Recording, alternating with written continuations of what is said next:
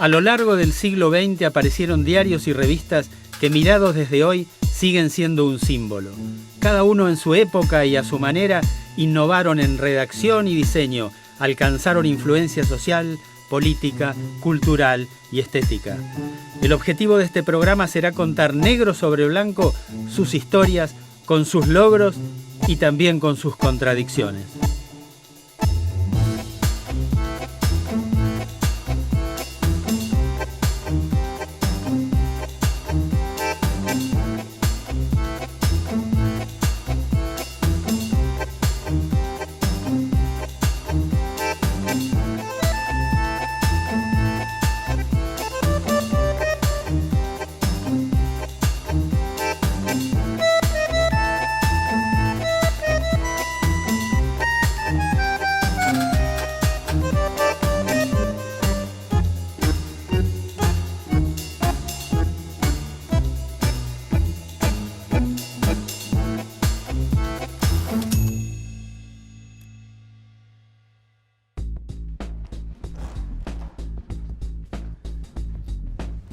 Un 7 de noviembre de 1934 aparece una revista muy particular, editada por la editorial Sopena, que era una revista dedicada a libros populares y revistas de publicaciones periódicas.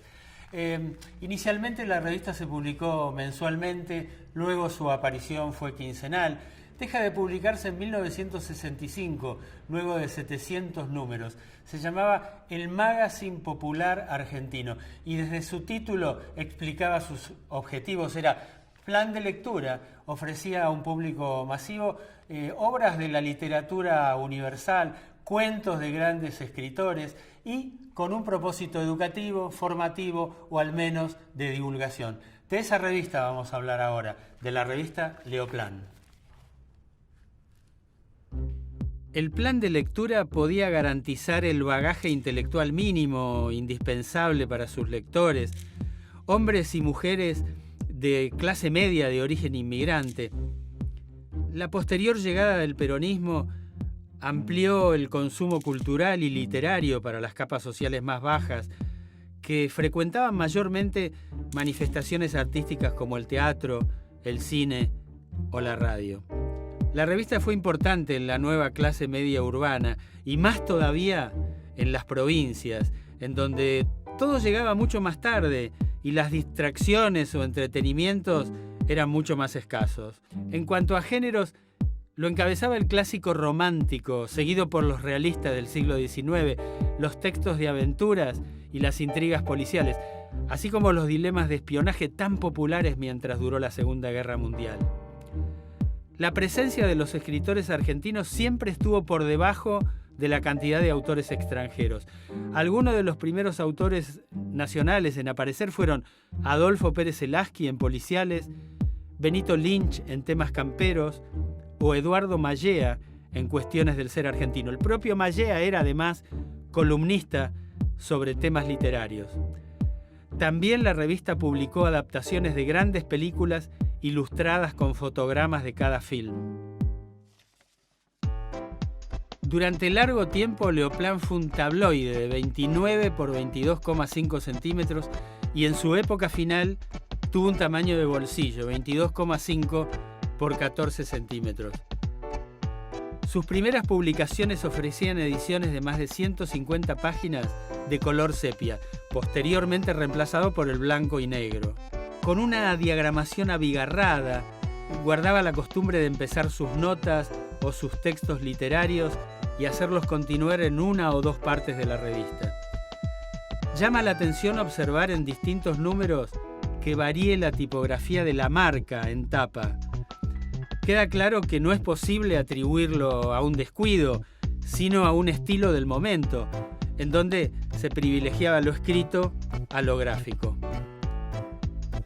También llaman la atención los títulos de interiores, dibujados como se acostumbraba hasta la llegada del letraset, luego desplazado por la computadora. Y esta modalidad gráfica le confería a la revista una gran diversidad estética y una fuerte agilidad.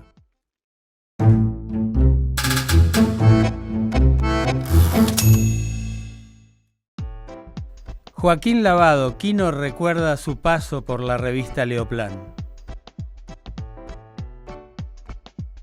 Te pregunto, en el 54 salís de Mendoza y te vas a Buenos Aires. Sí. ¿Cómo es ese viaje? Y empecé a recorrer editoriales con mis dibujitos. En casi todas no había lugar para nadie nuevo. Y había una revista que se llamaba Esto Es. Y llegué ahí y me dijeron que tenía suerte porque se acababa de ir Landru, que publicaba una página y la tenían en blanco. Entonces me compraron 6 dibujos y a la otra semana salieron publicados ya en el 9 de septiembre del 54, creo que fue. Que fue una emoción enorme ver publicados los dibujitos de uno. El que después me llevó a Leoplan fue Miguel Brasco, sí. Cuando él publicaba ese suplemento de humor que se llamaba Gregorio, ahí me llevó él y yo tenía las primeras tiras que antecedieron a Mafalda. Y yo le llevé esas tiras a Miguel porque Miguel nos ayudó mucho a todos los dibujantes que empezábamos en ese momento, porque él, como era abogado, además, fue el que nos inculcó que los dibujos eran para publicarse una sola vez en cada publicación, que los derechos de autor de esos dibujos eran de uno y no de la revista. Miguel Brasco nos cuenta qué significó para él trabajar en Leoplan. Eso para mí fue una especie de consagración. A pesar de que yo ya era abogado y colaboraba en muchas revistas argentinas, en demasiadas, el hecho de publicar el Leoplan fue significativo. A mí me llevó Carlos Duero Cabero, cuando tomó la dirección de Leoplan, y hizo una reunión con los colaboradores y en general la gente que trabajaba en la revista, y dio una explicación de lo que iba a ser los cambios fundamentales que iban a caracterizar a Leoplan a partir de su conducción. Y nadie entendió absolutamente nada, porque como era catalán o algo así, mallorquín, entonces su español era ininteligible. Pero felizmente hizo una síntesis después, al final de su presentación. Esa fue clara y concisa y literariamente eficaz. Dijo: Leoplan va a ser un punch en la mandíbula.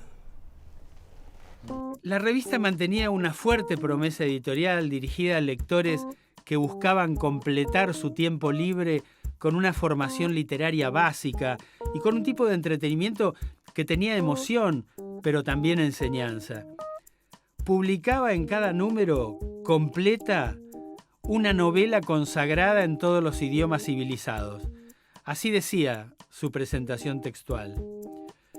La publicación aparece durante la primera mitad del siglo XX, coincidentemente con el ascenso social y educativo de clases populares y medias, que acceden a la alfabetización, pero no tan fácilmente al libro y a la lectura. Aunque seguía una tradición de lectura masiva, iniciada por revistas como Caras y Caretas y El Hogar, o editoriales de libros de precios populares como los que sacaba Thor, la propuesta de Leoplan fue muy novedosa y original.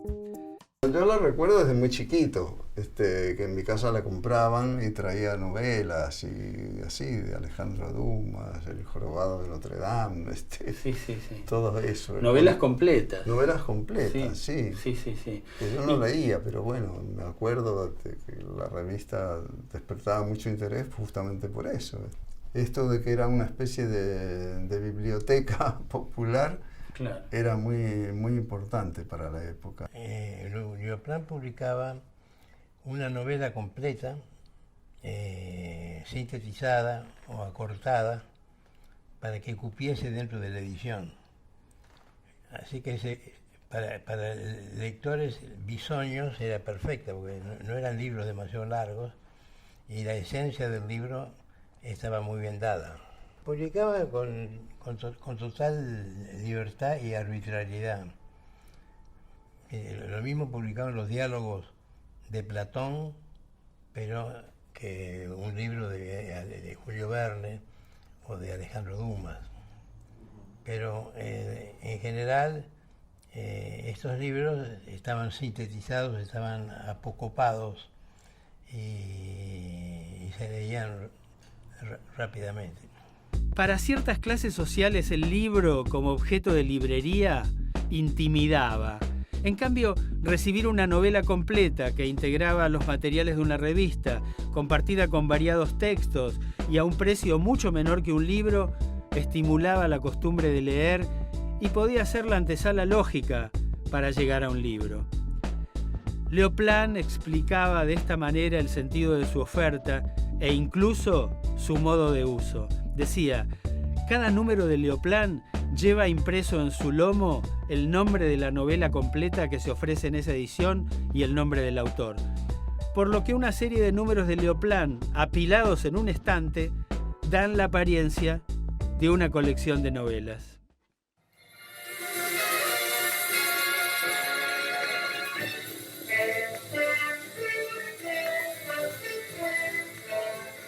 A partir de 1951, el joven Rodolfo Jorge Walsh comenzó a publicar algunos cuentos en la revista Leoplan. El primero se llamó Los Nutrieros, firmando con su nombre completo, con iniciales RW o RJW o con el seudónimo Daniel Hernández. Walsh escribió numerosos artículos encuadrados en el rubro del interés o la información general. Sus últimos artículos en Leoplan especificaban que los derechos pertenecían a la agencia de noticias cubana Prensa Latina, de la que Walsh fue uno de los fundadores.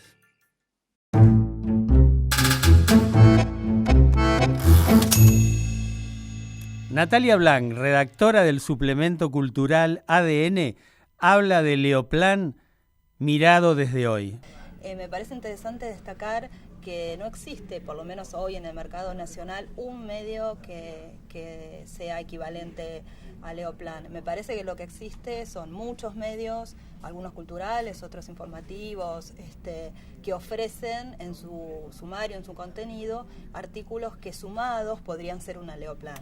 Están los suplementos culturales, como el ADN, donde trabajo yo, el suplemento de La Nación, que trae, además de artículos y entrevistas, trae ficción, cuentos o adelantos de libros, como traía Leoplan. Están las revistas informativas como Noticias, por ejemplo, que trae artículos de investigación, o notas sociales, como también traía Leoplan, y están después las revistas dominicales de los diarios que apuntan más a la vida cotidiana y a las cosas que todos, hijos, educación, espectáculos, demás, que también tenían Leoplan. Entonces me parece que desde ese punto de vista un solo medio cubría lo que hoy se reparte en varios medios de distribución mensual, semanal o diario. Hay otro punto interesante, que es que la revista tuvo distintas frecuencias, salió al principio mensual, después quincenal y después esporádicamente sobre el final, seguía ofreciendo el mismo contenido, pero en toda la primera época en la que salía mensual, la gente tenía como todos esos 30 días, los lectores, para leer esos contenidos y seguir ese plan de lectura propuestos por los editores. Algo que hoy suena completamente añejo, digamos, con el acceso a las redes sociales, a la web, en los lugares de trabajo, en las casas, en los cibercafés. La gente está todo el tiempo en contacto con material de lectura, ya sea ficción, sea informativo, sea redes sociales para entretenimiento, para comunicación. Entonces hoy suena como algo como de colección, algo del pasado. Sin embargo, sigo pensando que la revista fue una revista única. Realmente me parece que no hubo en la historia, creo yo, de los medios nacionales una revista igual.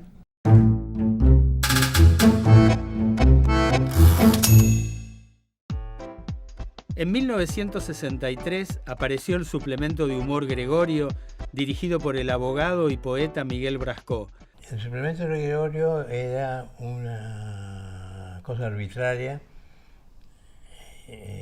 dependiente absolutamente de mí, donde yo a mis amigos y conocidos y partidarios les publicaba textos de humor. Y cuando no escribían humor, los inducía a que escribiesen humor porque con toda razón les mostraba que era un estilo entrenador y eficaz. Y en realidad Gregorio tenía bastante prestigio dentro del resto de la revista. Era un suplemento de 12 páginas aproximadamente. El nombre de Gregorio me pareció divertido per se. Y finalmente el nombre de las revistas carece de todo sentido. Si lo adquiere después que la revista tiene su personalidad. Hola, ¿cómo va? Bueno. Lo busco a Jacobo. Soy yo, mucho gusto. Hola, ¿qué tal? Soy Bien. Carlos yo. ¿Cómo anda, Carlos? Sabe que estoy buscando, me hablaron mucho de este kiosco. Bueno. Y estoy buscando revistas Leoplan. Sí. ¿Tiene Leoplan? Sí. ¿Quiere verlo? La verdad que me Se lo gustaría, muestro. sí. Acá tiene. Uy, qué bueno. Bueno, Buenísimo. hay que elegir cualquier cantidad. La que usted guste. Ah, sí, sí, sí. Se vende bastante, ¿eh? ¿Sale en esta? Sale Sí. bastante, sí. No solo de obras selectas de la literatura universal se nutría Leoplan. Su eslogan, el magazine popular argentino, era representativo del resto del material. Algunas notas de información general, no siempre de estricta actualidad. Por ejemplo, ¿qué hace usted cuando no hace nada? Crónica en un consultorio oftalmológico. Lo que sucede en el Aeroparque de Buenos Aires cuando un vuelo se cancela. La experiencia científica de la evidencia. Roma, capital de la cristiandad. Y una serie de secciones que mezclaban servicio y propuestas para ocupar el tiempo libre de los lectores. Algunas de estas secciones de entretenimiento práctico eran Consultorio del hombre elegante, desde la que aconsejaba sobre telas, texturas y combinaciones de colores. Arquitectura racional, orientada a la elección sensata de viviendas. O vida rural, que adiestraba para la creación de pequeñas huertas, entre otras cuestiones. Había también humor dibujado, no faltaba la sección de astrología, y en una doble página se agrupaban gráficas con pequeños textos bajo la denominación Las fotos hablan. La sensación del lector de Leoplan era que recibía un poco de cada cosa en dosis o medidas interesantes. Ahí le pongo una bolsita. Bueno, por favor.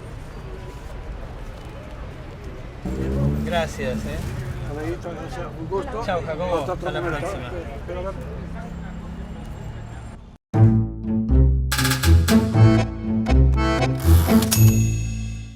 ¿Cómo era trabajar sin computadora? ¿Cómo era hacer una revista a mano? Porque realmente las revistas se hacían a mano. Sí, Se claro. pegaba la tipografía. Para mí era muy natural porque yo todavía al día de hoy no manejo la computadora ni tengo la menor idea de cómo se maneja. Así que ¿No para manejás mí- hoy la computadora? No. Ajá. Es como los telefonitos, tampoco sé mandar mensajes, leer mensajes, y escribir mensajes en el telefonito tampoco, no. Soy un analfabeto total de toda esta tecnología. Entonces, bueno, era lo normal, no había fotocopiadoras, entonces uno entregaba los originales, que se perdían muchísimos originales porque los tiraban o se los llevaba a alguien, no había un control de nada.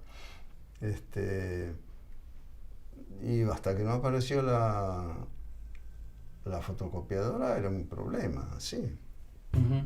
En distintos momentos de la revista trabajaron en tareas periodísticas Enrique González Tuñón, Ignacio Covarrubias, Leandro Pita Romero, Piti Grilli, Francisco Urondo, Leo Sala, Carlos Duelo Cabero y unos muy jóvenes Horacio de Dios y Miguel Bonazo. Las 3 primeras tiras del personaje Mafalda de Quino las publicó Leoplan.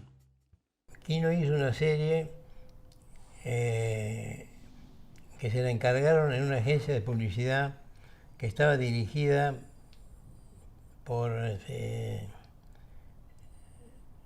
un amigo nuestro para publicitar una heladera que era Mansfield.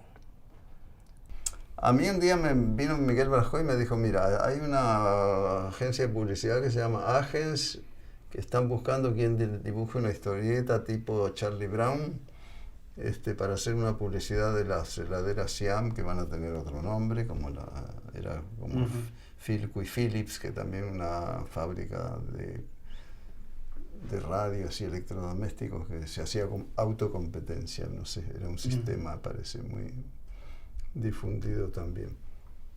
Entonces, bueno, yo fui, hablé, me recibió Norman Brisky detrás de un escritorio y me contó cuál era la idea, que había que hacer una familia que usara estos electrodomésticos que se iban a llamar Mansfield, pero que no fuera publicidad directa, sino que fuera una historieta, como si fuera cualquier historieta. Pero que si abrían una heladera, bueno, fuera el modelo que iba a ser Mansfield y ofrecérselo gratis a los diarios, pero los diarios dijeron, no, esto es publicidad, no joroben, tienen que pagarlo. Y entonces esa campaña nunca se hizo. Y entonces quedaron los cartones de muestra de la propuesta de Quino, quedaron vacantes y yo se los publiqué en Gregorio. Era una idea muy loca también, ¿no? Linda pero loca. Y ahí en Leoplan publicaste tres tiras. Sí, nada más. Me las publicó Miguel Brasco. Y luego, no sé... ¿Y la Mafalda que dibujaste en ese momento se parecía a la Mafalda original? Se parecía mucho a la Periquita. ¿Te acordás de Periquita? Sí, bueno, de Bushmiller. Sí, de Bushmiller. Porque a mí me gustaba mucho Periquita. Y yo la leía en qué diario. Creo que ya en El Mundo aparecía también. Creo que sí. Sí. Creo que sí. Y después la fui modificando para diferenciarla de Periquita también, ¿no? Inclusive hice una tira de Miguelito que le lleva a Mafalda una tira de Periquita y dice, ¿a quién se parece esta? Se queda, Mafalda se ve que le ha contestado, a tu abuelita. Luego de poco más de 30 años de presencia en los kioscos y en la vida de los argentinos, Leoplan dejó de salir en 1965 tras superar su edición número 700. Pasaba un fenómeno curioso, porque, por ejemplo, en las radionovelas aparecía una cosa publicada en Leoplan, ponerle Cumbres Borrascosas, qué sé yo, y por radio la hacían al mismo tiempo. Claro, en radionovela. En radionovela. Además, lo curioso es que todos nos sentamos alrededor de la radio como si fuera un televisor, mirando la radio. Seguro. Sí, en realidad era una forma de acercar al lector de una manera gradual y fácil a los grandes libros. Tal vez no los grandes libros de la literatura, no se me ocurre una versión abreviada del Quijote, por ejemplo, pero sí una versión abreviada de Crimen y Castigo. Esta revista fue fuerte y alcanzó masividad en una época en que la gente disponía de más tiempo y en que las distracciones afuera y adentro de las casas eran mucho más limitadas que en la actualidad. Con regularidad y fidelidad, Leoplan puso al alcance del gran público textos notables. Fue negro sobre blanco, una auténtica revista libro.